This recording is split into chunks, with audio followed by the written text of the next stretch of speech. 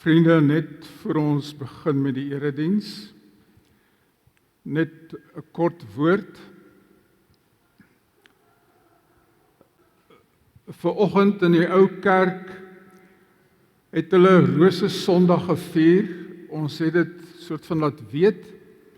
Jy sien die rose voor en jy sien die kleur het bietjie verander van pers na pink. En in die ou kerk was dit die gewoonte dat terwyl die kerk die lydenstyd van Christus vier, en die teken van die lyding van Christus is diep pers, dat op hierdie Sondag, Latyn laetare, wat eintlik beteken juig, het die kerk vir hierdie een Sondag die lyding bietjie ligter gemaak.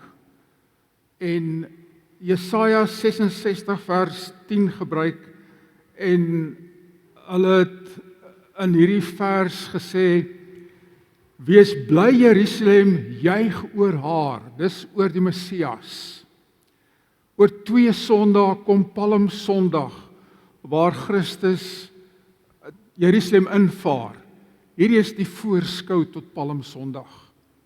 En in hierdie Sondag het die priesters in die ou kerk hulle persklere uitgetrek, ligpers aangetrek, of hulle rooi klere uitgetrek en pink jasse en klere aangetrek om te sê, ons vier die lyding, maar ons doen dit bietjie ligter. En daarom het hulle dit Rose Sondag genoem. En die volk, die kerkvolk, het rose gebring, rooi en veral pink rose. En dis waarvoor ons Lydingssondag vier vanoggend, juis steeds, maar u sien die kerk vanoggend is ook vol rose. En ek sien heelwat van u het ook die boodskap gekry, het pink rose, is rose hier voor, en ek het ook my naaste pink hemp aangetrek, dat ons nog steeds die lydingsweg vier, maar net so bietjie af, en dis nie diep lyding nie. Dit is ook nog steeds die lydingsweg van Christus. Dankie dat u dit saam met ons doen, en dat ons saam met Christus op die lydingsweg loop. Kom ons word stil. Vader, ons is saam en ons vra, as ons u woord oopmaak nou en altyd by die huis en waar ook al, wil u ons seën, wil u vir ons die goedheid gee van u woord, laat ons mag verstaan, en wil u vir ons die ou skatte gee en die nuwe skatte, dat ons in ons verstand en ons hart mag glo, en dat ons u deur u seën mag omhels, en in ons lewens ook u mag volg. Terwyl ons nou saam is, Here, gee dat ons verstand opnuut aangespreek sal word, deur die woord wat diep dinge het, deur die woord wat gewone dinge het. Maak ons as gemeente bereid om hierdie woord te hoor, wat al 'n ou woord is, maar terselfdertyd 'n nuwe woord is, elke keer wanneer ons dit oopmaak, soos nou. Ons bid dit nie sommer maar net nie, maar in die naam van ons enigste verlosser Jesus Christus. Amen. Vriende, ons lees vanmôre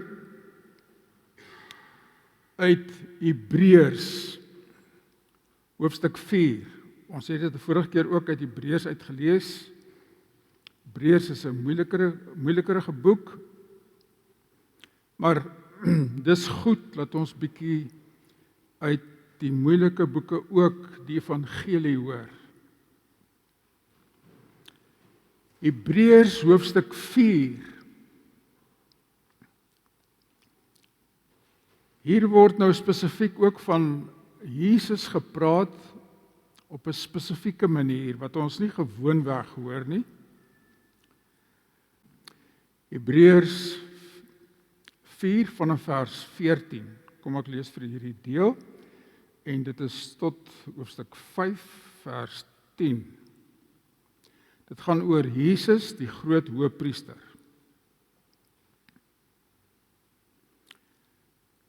Terwyl ons dan nou 'n groot hoëpriester het, wat reeds deur die hemele gegaan het, Jesus die Seun van God.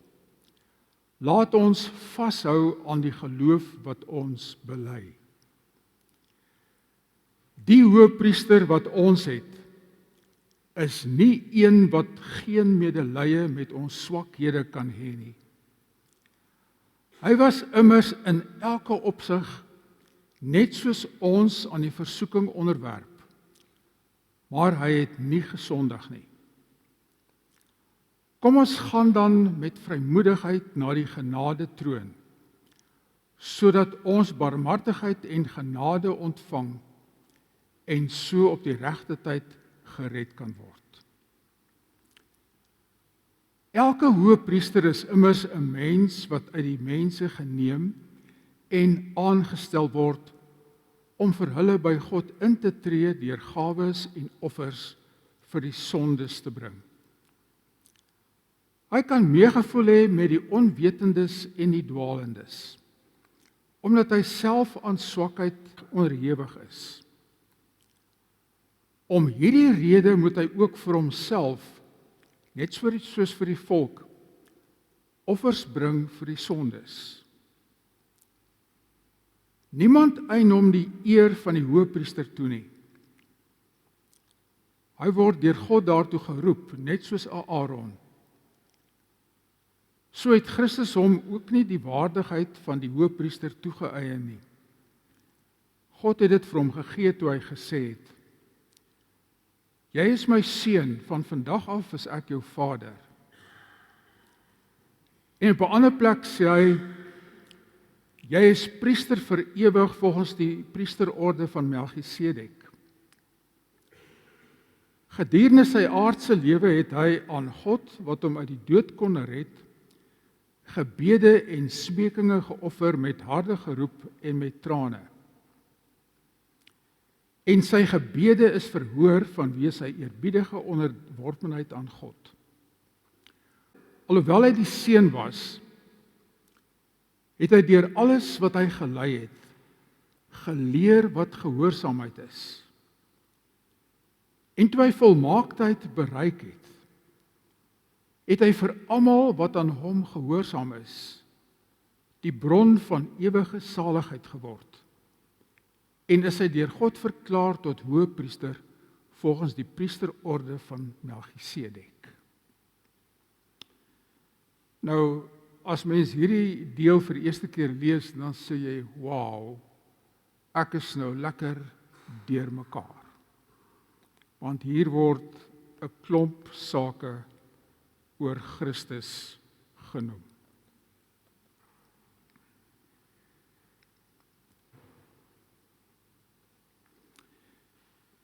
Die teks vir vanmôre is Hebreërs 4 vers 16.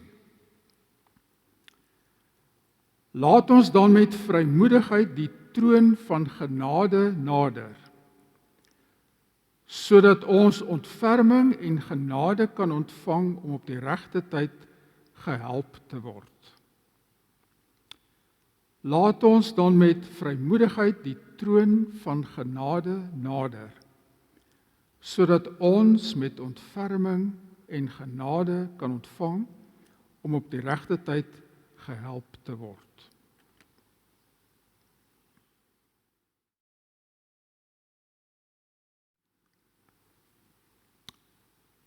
Ek wil jou herinner aan 'n vorige preek wat ons uit Hebreërs gedoen het.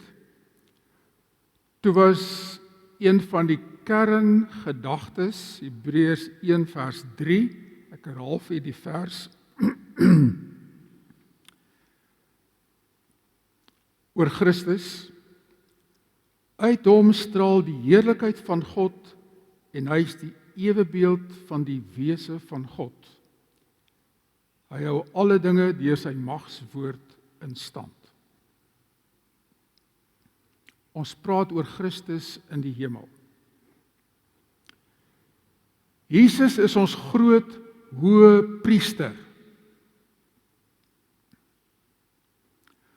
Toe Christus op aarde was, het die mense hom gesien as 'n gewone mens tussen ander mense. Die skrifgeleerdes en die fariseërs het hom verag. Die Jode het hom verag. Die priesters het hom verag. Die hoëpriester het Christus verag.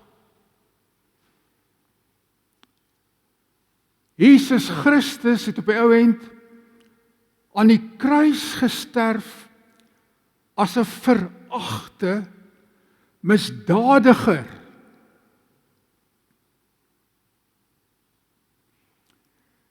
Nou kom sê Hebreërs vir ons, hy het deur die hemele gegaan, meervoud, hy het deur die hemele gegaan, om aan die regterhand van God te gaan sit. Kort verduideliking. Die idee van die oudtydse mense was, dat daar was 3 hemele bokant hulle. Die sterrehemel, dan die gaashemel, en die 3de hemel daarbo was die woonplek van God.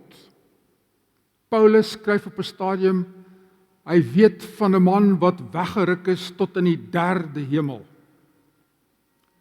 Die 3de hemel is die woonplek van God. Ons sien dit vandag nie meer so nie. Ons sien die aarde hier onder en dan as ons dink na die buitenste ruimte, dan dink ons aan 'n oneindige plek waar daar geen einde meer is nie en daar's net sterre en planete en ek weet nie wat alles nie. Maar ons weet glad nie waar die besonderse woonplek van God is nie. Maar die ou mense het dit nie so gesien nie. Hulle het in hierdie 3 hemel aspek gedink. En hulle het gedink aan die 3de hemel, daar's die woonplek van God.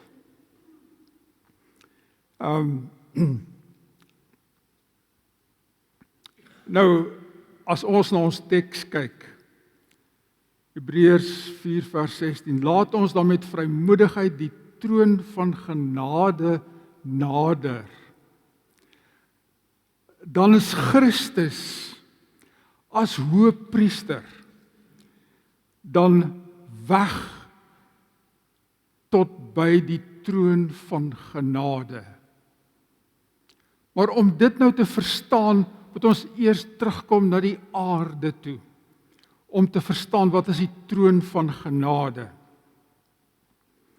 Die troon van genade het die Jode gesien as 'n plek op aarde. Onthou u die tempel op aarde? Die tempel op aarde waar die Jode geoffer het, die tempel het 3 dele gehad. Die voorhof, die heilige en die allerheilige. Die voorhof het hulle die voorhof van die heidene genoem. Want daar het almal bymekaar gekom en daar het selfs van die mense handel gedryf en hulle het mekaar bedrieg om geld te kry waar hulle kon gaan bokke en skape koop om te gaan offer in die tempel en hulle het mekaar verneuk in die voorhof van die heidene, in die voorhof van die tempel eintlik. Dan kon die priesters en die Jode hulle offers gaan bring in die heilige. Die Jode het hulle offers vir die priesters gegee om te gaan offer in die heilige. Namens wat ook al dit nodig was. In die allerheiligste, heilige der heilige, het die hoëpriester eenmaal 'n jaar ingegaan om vir die volk se sonde te offer. Dit was die groot versoendag van die Jode. Dan het hy vir die volk se sonde geoffer. Daar was 'n hele ritueel rondom hierdie offer. En die Jode soontoe getrek, ook Paasfees, dit was Paastyd, né? Dan die Jode soontoe getrek. Dit was Christus is ook op daai dag dan ook gekruisig. Of voor daai dag gekruisig. Maar die hoëpriester het op daai dag in die allerheiligste ingegaan. Daar was 'n hele ritueel waarin die hoëpriester in die allerheiligste ingegaan het om vir die volk versoening van sonde te doen. Hy het eers 'n bul geoffer om vir sy eie sonde versoening te doen. Die bloed gaan sprinkel in die allerheiligste.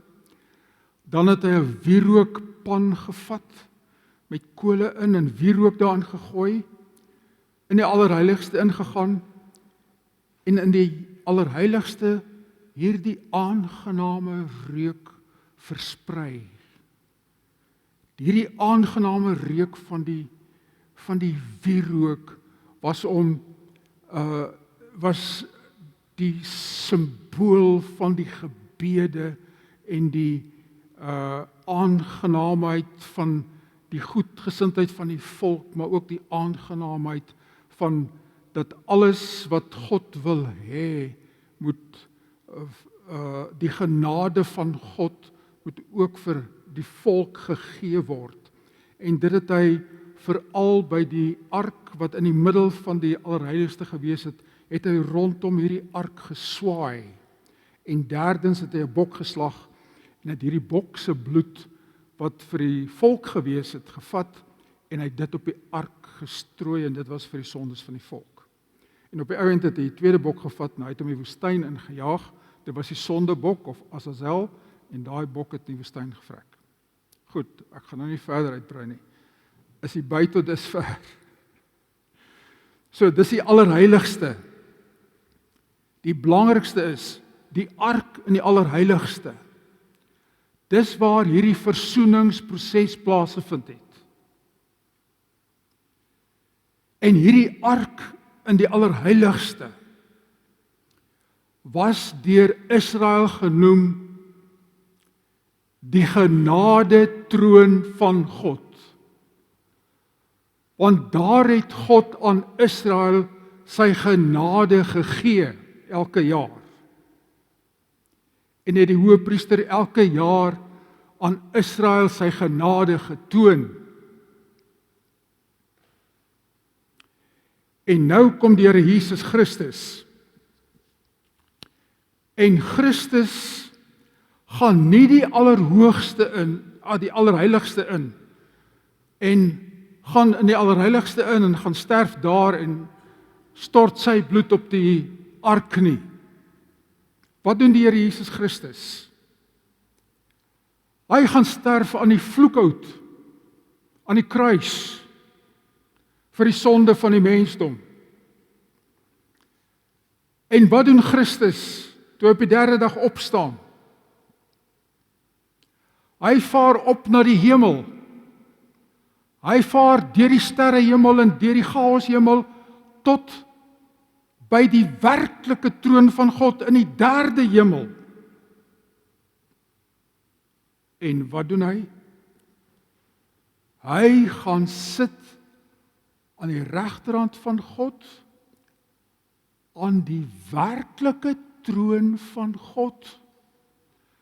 Nie die aardse troon in die heilige der heilige nie, maar aan die werklike troon van God, aan die regterhand van God,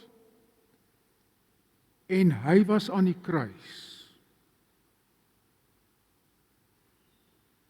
En nou sê Hebreërs 4 vir ons, laat ons dan met vrymoedigheid die troon van genade nader, sodat ons ontferming en genade kan ontvang. Wat is hierdie troon van genade nou? Dis nou nie die tempel nie, op aarde nie, want wat is oor van hierdie tempel? Die Joodse klaagmuur in Jerusalem, en dis nie meer 'n tempel nie, die Jode kan doen wat hulle wil. Daar's niks meer oor van die allerheiligste in Jerusalem nie, dis net 'n muur met klippe. Daar's nie meer 'n allerheiligste nie. Die troon van genade is nou in die werklike hemel waar God teenwoordig is en waar ons tot Christus Jesus bid en waar hy sit aan die troon van God en waar die werklike troon van Christus is en waar ons werklik ontferminge en genade kry. Neem vrymoedigheid, sê Hebreërs 4, en gaan na die troon van God, Christus en sy kruis, om ontferming en genade te ontvang. Dis waar genade is, nie hier op aarde nie, maar in die hemel, en daardie genade troon, die werklike een. En nou kom onderstreep hierdie skrywer van Hebreërs dit en hy sê, onthou tog, Christus is nie aangestel as hoëpriester volgens die lyn van Aaron nie. Nee, hy is hoëpriester volgens die orde van Melchisedek. En nou is daar 'n hele verklaring in Hebreërs volgens die orde van Melchisedek. Ek gaan dit baie kort vir u doen. Dat Aaron was net na Moses en toe was hy die hoëpriester en daarna is al sy geslag is aangestel as hoëpriesters. Abraham, jy onthou vader Abraham? Abraham het op 'n stadium 'n oorlog gevoer. En Abraham was 'n herdersvors. Hy het 130 herders onder hom gehad. Hy was 'n kragtige man. En toe hy terugkom van die veldslag af, ontmoet hy 'n man met die naam van Melchisedek. En toe sê Melchisedek vir hom, kom jy en ek gee vir jou 'n ete. En jy kom eet by my. En Melchisedek het vir Abraham geseën. Hy was belangriker as Abraham. Dit staan in Genesis 14. En nou moet jy Genesis 14 gaan lees. Dis net nadat Abraham vir Lot gered het. Jy weet, ek wil amper sê, daai bose neef van hom, wat kwaad gedoen het en in Sodom gebly het. En toe Abraham weggaan van Melchisedek af, wat gebeur in Genesis 15? Nou het ek u vas. Wat gebeur in Genesis 15, nadat hy Melchisedek ontmoet het? Kort daarna, kry Abraham die belofte van God. Ek sal jou nasie seën, en jy sal 'n kind kry. Die kind wat hy al 100 jare amper verwag, kort nadat hy Melchisedek ontmoet het. Hier kom die dinge bymekaar in 'n sekere sin. Ongelooflik, en in Hebreërs lees ons weer van Melchisedek, nou dat daar van Christus gepraat word. Dis die orde. Die hoëpriester, as u na die hoëpriester toe gaan, Jesus Christus, en na hom toe roep, en Christus het nie maar sommer van iewers afgekom nie, hy was ook geroep. Toe Christus op aarde gekom het, was hy ook geroep. En as ons hierdie deel gaan lees, Hebreërs 14 en 15, ek kom aan die einde van Hebreërs 15, dan moet jy dit in die Grieks vir 'n moment gaan lees. En hiermee gaan ek afsluit. Hebreërs 15 vers 8. Hoewel hy die seun was, het hy deur alles wat hy gelei het, geleer wat gehoorsaamheid is. Hierdie twee woorde, gelei, geleer. Dit klink sommer onnosel woorde. Maar die oomblik as jy dit in die Grieks lees, so in 'n sin, dan lyk dit of daar 'n fout is in die Grieks. Want die twee woorde lyk dieselfde. Dit lyk asof die Griekse skrywer 'n fout gemaak het en twee van dieselfde woorde langs mekaar geskryf het. En as jy die sin lees, dan spring hy woorde so uit. En jy dink, nou maar, hierdie ou het 'n fout gemaak in die Bybel. En jy lees die sin weer, jy lees hom weer, dan sien jy maar, die een woord het 'n M en die ander een 'n P. Maar verder word hulle presies dieselfde geskryf. Daai woorde spring so uit. En die woorde sê gelei, geleer in Grieks. Maar dit is presies dieselfde woorde in Grieks. En wat wil die skrywer sê? Onthou, Christus was 'n mens. Hy was 'n mens. Die seun moes gelei het en hy moes geleer het wat gehoorsaamheid was. Hy moes hierdie lyding leer. Christus moes mens word. God het hom gestuur as mens namens ons. Nie sommer maar net nie. Dit was God se wil. Daarom is Getsemane God se wil. En daarom die genadetroon in die hemel het God beplan. En die genadetroon in die hemel sodat u en ek barmhartigheid en genade kan ontvang. Die genadetroon in die hemel sodat ons met vrymoedigheid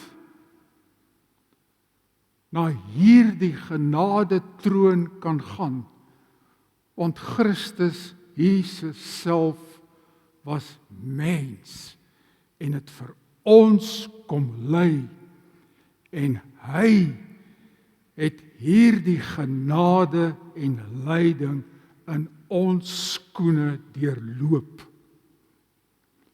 Vriende, ons Here en Heiland en Redder was in ons skoene hier. Moenie hom teleurstel nie. Roep na hom in die tyd wat nodig is. Kom ons gaan na hom, na sy genade troon,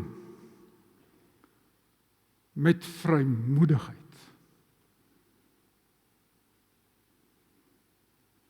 Die Here Jesus Christus nooi u.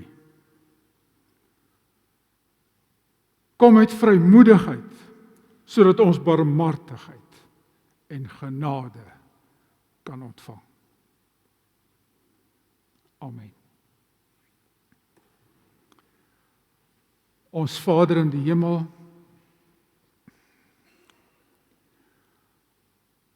ons dank u dat ons so baie keer in u woord by dinge verby lees. Want party dinge is swaar om te verstaan.